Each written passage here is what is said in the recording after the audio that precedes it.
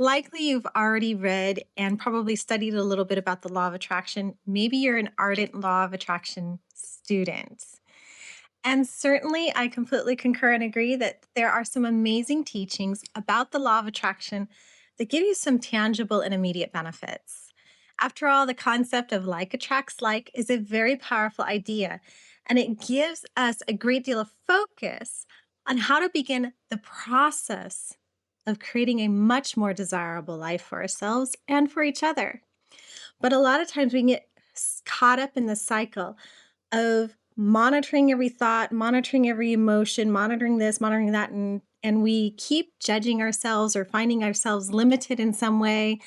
And we keep running into the same brick wall over and over and over. And we're not quite sure how to get out of that and get unstuck out of our own paradigms. And then there's also this concept of the origin of originating a limiting belief and paradigms, and how those things create almost like little tracks around which our entire life keeps moving towards, no matter how we attempt to deviate from the norm in our family history and bring ourselves back to our center and really create from a deliberate space of intentional step-by-step co-creation. So that's one of the limiting factors that a lot of law attraction students struggle with over their lives. But there's also some other things also. For example, why something simply never manifests on your behalf, no matter what you try and do. And that causes a great deal of frustration for many students, which is why so many people end up giving up on law of attraction and going back to what they thought worked for them before, which was working hard, focusing on healing and fixing ourselves over and over and over. And at every level, there's a new level. And at every level, you try to find something to fix, well, you're always going to attract something else to fix.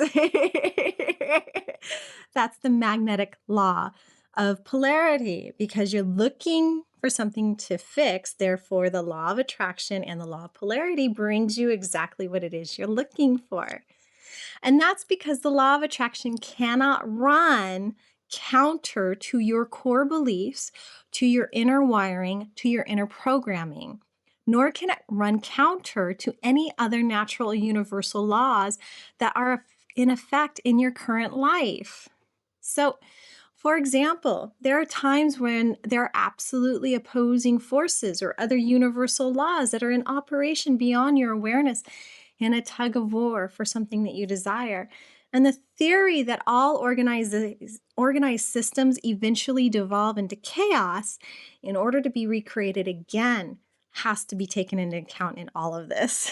So it creates like some kind of a very big, like overwhelming, overarching. Well, if I can't depend on this and I can't depend on that, how do I create real lasting change? How do I work with these things? That's where the law of delight comes in because it repatterns and realigns everything right back where it was meant to be from the very beginning. So, and additionally, here's the other thing that I want to tell you about. And additionally, no matter how long you hope for or dream, for example, of a zebra, lion, or a zebra striped lion in the size and shape of an elephant to suddenly walk across your lawn. Truth is, there's something known as natural law that cannot break itself to match that request unless you put forth all the sheer effort and willpower and determination into breaking that natural law, design the genetic encoding and sequences, then force the effort to create this form of life into being. Still need a catalyst. And yet that still comes, even if you manage to do all that, with the responsibility and accountability of that choice and what it means to the future. So consequence. The law of cause and effect, the law of consequence.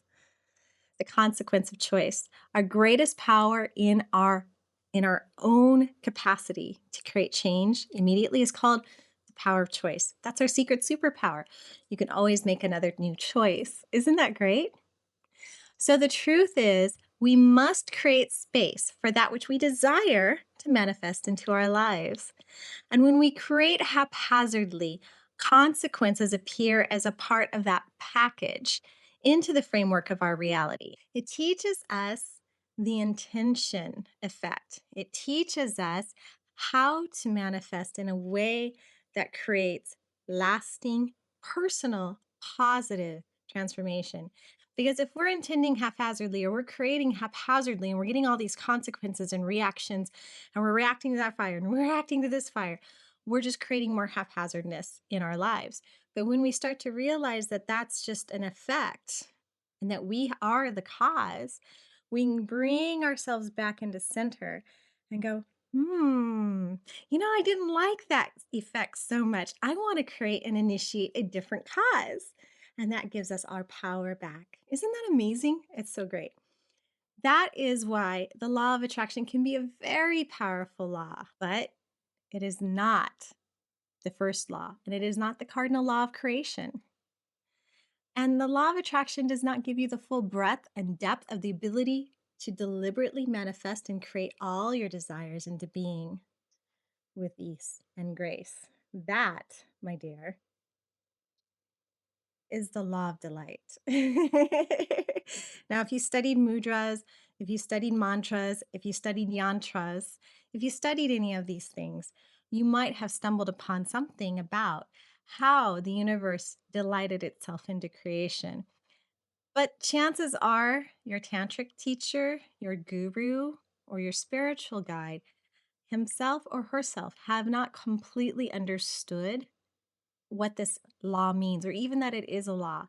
They only know little bits and pieces or little hints or that, because for many years, thousands of years, in fact, the mystery school teachings were very selfish and they weren't willing to reveal or divulge this to just anyone.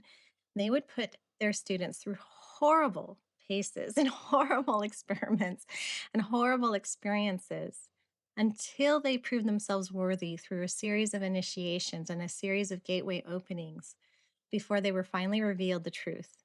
And the truth is, it will set you free. And the truth is simple: divine love and divine light is all it takes. And most people can't really process that. Seems too simple for such a complex problem that I have.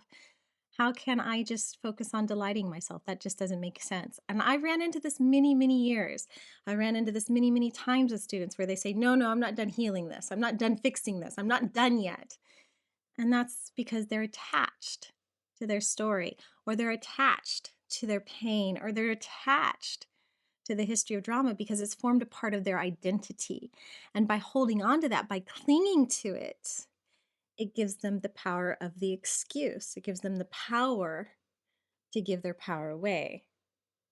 But when you come back into center, when you come back into yourself, when you come back into your soul and you start going, no, I created that, or I co created that, or I allowed somebody to create that on my behalf because I was not, one, aware, or two, I was not being responsible, or three, I was playing another role. I can choose to play a different role today. And now suddenly I have all my power back. Wow, it's so great.